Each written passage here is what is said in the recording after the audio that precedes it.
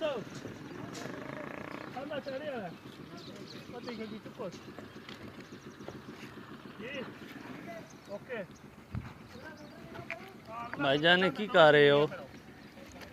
ਇਹ ਕਰ ਰਹੇ ਆ ਅੱਜ ਆ ਸਾਡੀ ਸ਼ਟਰਿੰਗ ਲੱਗ ਗਈ ਏ ਅੱਛਾ। ਤੇ ਅਸੀਂ ਆ ਸ਼ੇਡ ਦਾ ਲੈਵਲ ਪਾ ਕਰਦੇ ਆ सही है ਬਾਹਰ 2 ਫੁੱਟ ਸ਼ੇਡ ਰੱਖਿਆ ਹੈ ਆ ਵਿਖਾਓ ਜੀ। ਨਾ ਨਜ਼ਰ ਆਉਂਦਾ ਪਿਆ जी उमदा है पे ਇਹ नजर 2 ਫੁੱਟ ਸ਼ੇਡ ਰੱਖਿਆ ਹੈ ਤੇ ਅਸੀਂ ਹੁਣ ਲੈਵਲ ਪਾ ਕਰਾਉਂਦੇ ਆ ਸੂਤਰ ਬੰਨੇ ਆ अच्छा ਆ ਸਾਹਮਣੇ ठीक ਸ਼ੇਡ है ਦਾ ਲੈਵਲ ਪਾ ਕਰਾਉਂਦੇ ਹੁਣ ਇਦੋਂ ਉੱਚਾ ਇਹਨਾਂ ਕੋ ਸ਼ਟਰਿੰਗ ਵਾਲੇ ਕਾਲ ਛੜਿਆ ਤੇ ਉਦੋਂ ਨੀਵਾ ਕਾਲ ਛੜਿਆ सही है ਇਹ ਹੁਣ ਅਸੀਂ ਲੈਵਲ ਪਾ ਕਰਾਉਂਦੇ ਆ ਆਪਾਂ ਕਾਰੀਗਰ ਬੈਠਣਾ ਬੇ ਤੇ ਅਫਜ਼ਾਲ ਸਾਹਿਬ जी बैठे ਇੱਕ ਥੱਲੇ ਕਾਰੀਗਰ ਨੇ ਮਲਕ ਸਾਹਿਬ अच्छा ਇਹ ਹੁਣ ਅਸੀਂ ਲੈਵਲ ਪਾ ਕਰਾਉਂਦੇ ਆ ਇਹਨੂੰ ਲੈਵਲ ਵਿੱਚ ਇਹਦਾ ਗੋਲਾ ਛੋੜਾ ਅੱਗੇ ਡਿਜ਼ਾਈਨ ਬਣਾਉਣਾ जी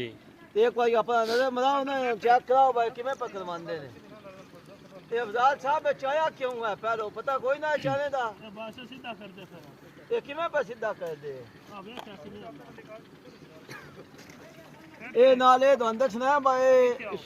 ਸ਼ਟਰ ਆਪਣਾ ਜਿਹੜਾ ਸ਼ੇਡ ਰੱਖੀ ਦਾ ਉਹਦਾ ਲੈਵਲ ਕਰਨ ਦਾ ਤਰੀਕਾ ਕਾ ਪੈਂਪ ਲੈਵਲ ਨਹੀਂ ਬਣ ਲਾਜ਼ਮੀ ਹੋਵੇ ਅੱਛਾ। ਤੇ ਉਹ ਇੱਥੇ ਸ਼ੇਡ ਦਾ ਲੈਵਲ ਹੁੰਦਾ सही है ਇਹ ਦੋਵਾਂ ਪਾਸੇ ਸੂਤਰ ਬੰਨ ਕੇ ਤੇ ਕੈਂਡਾ ਕਰਕੇ ਰੱਖੀਦਾ ਤੇ ਸੂਤਰ ਦੇ ਵਿੱਚੋਂ ਵੇਖੀਦਾ ਜਿਹੜੀ ਚਾਬੀ ਜੀ। ਉੱਚੀ ਨੀਵੀਂ ਹੋਵੇ जी हाँ ਤੇ ਇਦਾਂ ਹੀ ਵੇਖੋ ਆ ਬੰਦੇ ਲੱਗੇ ਨੇ ਸਾਰੇ ਕੰਮ ਕਰਨ ਝੂਠ ਬੋਲਦਾ ਹੈ ਠੀਕ ਹੈ ਜਵਾਬ ਵਿੱਚ ਨਹੀਂ ਬਣਾਈ ਹੈ ਠੀਕ ਹੈ ਆ ਵੇਖੋ ਆ ਪਠਾਨ ਪਿਆ ਲਾਂਦਾ ਮਗਰ ਗਾਲਾ ਮਗਰ जी जी ਉਧਰ ਸਰਗੀਆਂ ਵਾਲੇ ਵੀ ਆ ਗਏ ਤੁਹਾਨੂੰ ਮਖਾਨੇ ਆ ਸਰਗਾ ਤਿਆਰ ਕਰ ਰਹੇ ਨੇ ਸੀ ਉੱਤੇ ਆਉਣ ਇਹਦੀ ਛੱਤ ਜਿਹੜੀ ਹੈ ਬਣਨੀ ਹੈ ਸਵੇਰੇ ਇਨਸ਼ਾਅੱਲਾ ਲੰਟਰ ਪਾਣਾ ਅੱਲਾ ਦੇ ਹੁਕਮ ਨਾਲ ਬਸ